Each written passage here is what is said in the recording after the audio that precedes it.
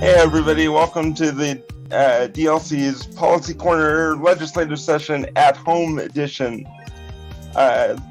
We're really excited around here because it is the last week, and I will turn it over to Nate here to tell you just how excited he is about all that. Yeah, Andrew. Really excited over here for the final week of the legislative session. Just a couple of bills to update you on that we've mentioned before. SB 175, the least restrictive requirement bill. It actually has a fourth substitute. From what we can tell, it removes a lot of our concerns about state special education funding. It tracks more closely with how federal IDEA funds can be spent. So I think most of our concerns there are removed, though we're going to continue watching it as it moves through the Senate and House. And another quick update on SB 127, the bill that's putting some regulations in place for youth residential treatment facilities. That has now gotten through the House committee.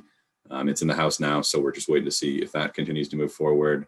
Unfortunately, a bill that would have put a fee on some of those facilities to help pay for some of the things in SB 127 has been held in a House committee. So, now we just got to make sure that the funding for SB 127 survives.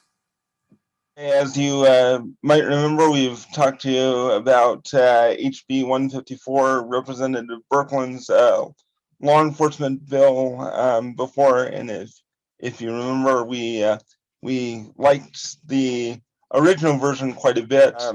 There are a couple substitutes that are possible, and if the substitute that we think will be heard goes through, what it will end up doing is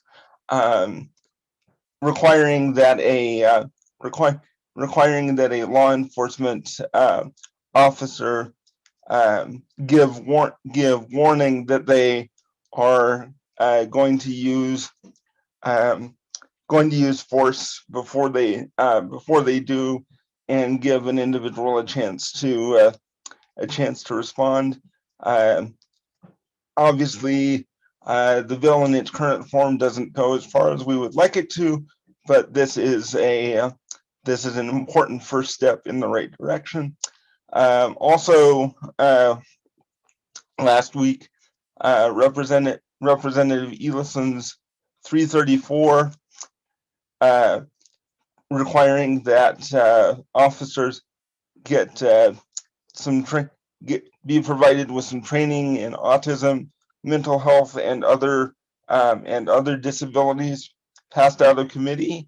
We were supportive of that and really excited to see that move forward. We know that several law enforcement agencies are already doing this, and there's a commitment on the part of Post to make sure that it gets carried out statewide. Two more bills that we're watching right now. We've talked about SB 92, the one that would provide for a study of the feasibility of electronic voting options for voters with disabilities. Actually, unfortunately, that bill got caught up in the process a bit. It actually was amended on the House floor due to some election integrity concerns. They pulled the study out of it, and now the bill is not moving forward, possibly because of some concerns related to things we weren't too concerned with some campaign finance stuff. But we have tried to see if we can get them to move it forward with the study included, and we'll keep watching and update you what happens after the session. And then also late last week, we saw a bill come out, HB 442, election integrity amendments from Representative Elison. This is a bill that we've been watching or looking into. It improves the process the elections offices use when the signature mismatch.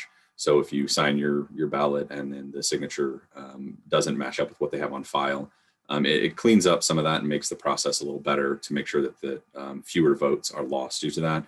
What we're particularly concerned with was there's some language in there that ensures that if a voter with a disability doesn't have a signature match, there are certain steps they have to take and ways to ensure that voters with disabilities are able to get their ballot counted as well. So we'll keep watching that. Just came out. I think we'll wait to see if it comes out in a committee and keep you updated. Some of you may have seen that over the weekend we sent out an email asking you to contact your legislators and asking them to support critical critical services for folks in facilities and in the community, as well as mental health. As well as mental health supports. Unfortunately, these items did not make the funding list that legislative leadership put out on Friday night. So we have the week ahead of us to work with our senators and representatives to ask them to work with their colleagues to make the case for these critical services. One, for folks who wish to move out of intermediate care facilities, for folks with intellectual disabilities into the community, making sure that they have the supports they need, and also making sure that the quality that the facilities have the resources that they need to make sure that the quality of care that they're able to provide to the residents who remain is still there. And then also we did not see any additional funding for the DSPD waiting list, but we are making the case that if they are not going to bring any new people into services, we need to take this opportunity to provide